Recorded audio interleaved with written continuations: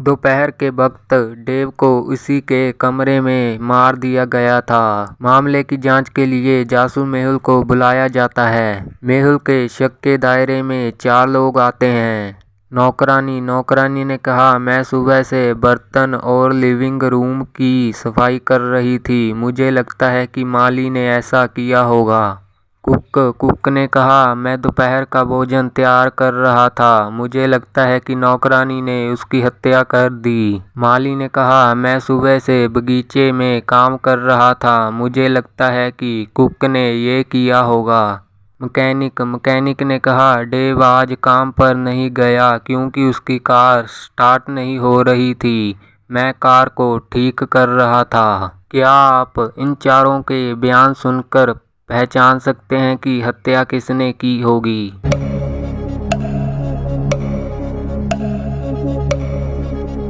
माली ने कहा, वह सुबह से बगीचे में काम कर रहा था, तो इसके दस्ताने और कपड़े इतने साफ कैसे हैं? तो इसी ने हत्या की है। बेला की हत्या उसके ही घर में की गई थी। डिटेक्टिव मेहुल उस वक्त काम पर गए थे, इसलिए उसके सहायक जेम्स को मामले की जांच के लिए बुलाया गया।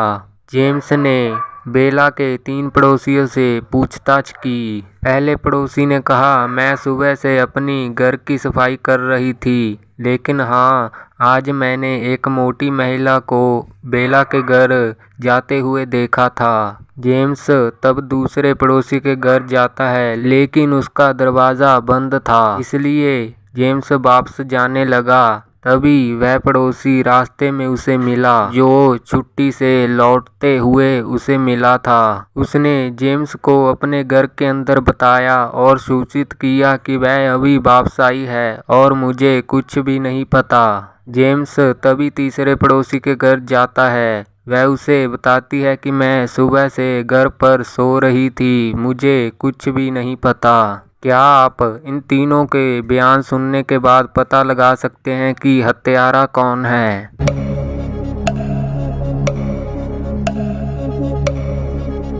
अगर दूसरा पड़ोसी छुट्टी से अभी अभी घर आया था, तो उसके मेज पर यह गर्म खाना कैसे पड़ा है?